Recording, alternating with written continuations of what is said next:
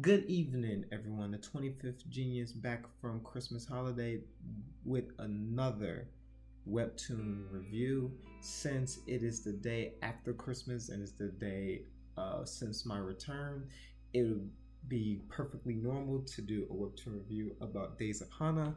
I have recently just caught up with the Webtoon and I am lost for words as to what happened. So many small and big things happened that I couldn't even keep track of it. So rather make a 20-minute video kind of about it, I kind of want to make a quicker video just to explain all the quick things and examining two characters that I feel like are driving this webtoon as of right now, which one of the characters I didn't even expect a lot out of him, what I did, but man, I can't believe what happened. So let's get into it. But before I do, Days of Hana seems to be starting precedents, I see. So if you've caught up with the latest chapter of Days of Hana, you can actually read a few more chapters by enabling this pass that is on the Webtoons app, which I'll send a link down in the description. You can just really hit Google Play and it'll pop up. So that was actually a great feature. You do have to pay, but it's still worth it, especially if you can't get enough of your favorite webtoon. For the sake of the video and considering that the audience might not know or might not use this pass, I'm going to, and also for spoilers, I won't, even though I will get the pass, I won't talk about do reviews based on that. I'm gonna do them as they come out free for the viewers, so you don't have nothing to worry about that. I don't know what other webtoons is this little pass is going to affect, but I'm just really happy that we have something this cool added to the webtoon community. And like I said, it's really a cool feature, so I can't wait. But that being said, let's get into this review. The first thing I gotta say is Jeff is a scumbag, but that's why I love him so much. If you follow my Days of Hana videos, you know that Jeff is one of my favorite characters, not because of what he does, but because of how his actions really drive like the webtoon. And his actions, all they have done has been driving the plot and driving these underlying themes, which I always talk about that Days of Hana have throughout the entire webtoon. So in the 30 chapters, Jesus, it was a lot of chapters that I've read. Again, as you know, Hook is supposed to kill Haru because Jeff is very jealous of Haru because Haru is in a relationship with Hana. But because of the love that they give him, just because of how he feels, he just can't do it. Even though he had two opportunities, he just couldn't do it. And unfortunately, that ticks his master off, and then his master begins to beat him ravenously, like I talked about in my last videos, which is actually pretty gruesome. He beats him repetitively and sends him to go to do training. And honestly, Hook is standing up for himself and is just refusing to do it. I still believe the theory that Hook is going to kill Jeff, just because of how things are going, because Hook is slowly starting to rebel against Jeff, and Hook is starting to see that Jeff is not really the person that he thinks that he is. Because if you compare Hana as a master, and Jeff, it's obviously as night and day that they are two different people, and one treats their werewolf nicer than the other werewolf, because he identifies that love is not beating somebody and having them go fight against their will to kill other werewolves. It's more than that, and he saw that, and I guess with that he just couldn't kill Haru. But he foreshadows to Haru that he needs to end his relationship with Hana because it's only going to get worse and worse and worse, because Jeff is not only plotting to kill him, but that's examining another character that we're going to get into in just a bit.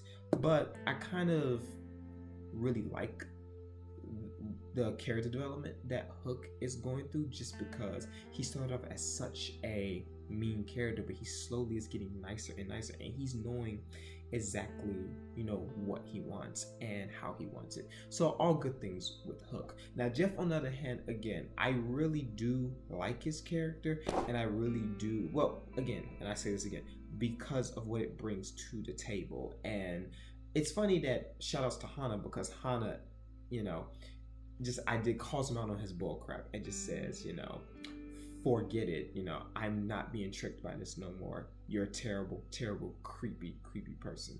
And so shout outs to her. But Jeff is plotting something, and he's plotting big things, and I really don't know what exactly, but it does have me concerned. One of the things that he plotted was to tell Hana's father that Hana and Haru were dating. And honestly, the reaction that the father gave was something I was not expecting. The father was and so many things about the father came out in these last few chapters. I just couldn't absolutely believe what I was hearing. I was super surprised at the reaction, just because you see the father has been such an advocate for werewolves, and the world is changing for werewolves for the better. People are starting to get an open mind, and people are starting to accept them. It's just like, I feel like these last pushes before, werewolves are treated equally, which again, it's an underlying theme that kind of can remind you of segregation, racism, not to go super political, etc. But it's kind of that thing, which is why I love Days of Hana so much. But the father's reaction was very interesting, because the father has an existential crisis for some reason, and he is traumatized about what he heard from Jeff. And then when he goes to Miho, I can't wait to talk about Miho. He's just completely appalled, and he starts drinking, and he starts smoking, and he starts plotting. But the reason why this is so important is because you think that such an advocate for werewolves would understand the relationship between Hana and Haru, but it was actually quite the opposite, which gets us thinking, is he really doing this for himself, or is he really doing it for other people, or is he doing it for pity? Which is something that you gotta ask, because his actions just reflect, what his recent actions reflect on, what he was doing. And I was very, very surprised. So for all those who don't know, so Hana's father sends Haru to a shelter, and that's where we are in the webtoon, the free webtoon version of Days of Hana, is that they're in a shelter. He paid for him to be a VIP and everything, so he treated him nice, but he sent him to the shelter, put Hana in her room so she can think about her actions, and basically has been quite of a butthole. He's been drinking, he's been smoking, he feels, I do understand, because he feels like he's failed, his late wife and everything. But again, such a werewolf advocate should see, especially that, because Hana and Haru have such history with one another. It's more than just them meeting each other. It's like they have spent their whole childhood together, so it just makes only sense. But the fact that he doesn't understand that was really amazing. But now what was also amazing was what we find out in the later chapters as well, which was with Miho. And we find out that he's a hypocrite, basically, because he complains about Haru and Hana's relationship, but he was messing around with Miho, and Miho calls him out on it. So one night he was drunk, really drunk, and she put him to bed, and he just takes her and has his way with her, probably a few more times did that. While she is really okay with it, because I think she's in love with him, which is kind of confirmed, it's more about, how are you going to be hypocritical to your daughter when you yourself just had your way with me, and this was okay? So if you're going to punish her or punish Haru for doing that, then she needs to be punished the same. Which, again, I kind of gotta look at Miho on this, because everyone's been a hypocrite, but Hana, but Hana and Haru, because Miho and her father have been very hypocritical towards all of this anyway, but they were doing the same thing. So it really just goes to show you. But the thing with Miho is that she realizes her faults, and she realized what she did, was wrong towards Haru, and she really wish she can make up with Haru, and she hopes that she can see him again to tell him all of these facts. But what's my point about Days of Hana? It's amazing as always, and the characters really, really, really tell this tale. Like, of course, it's cliche to say, you can have a good story without characters, but these characters are so intricate and they're so complex, and they touch on so many touchy themes, but whether they be underlying or or out in the open, it's just like these characters just fit in perfectly, and it's funny to see their developments.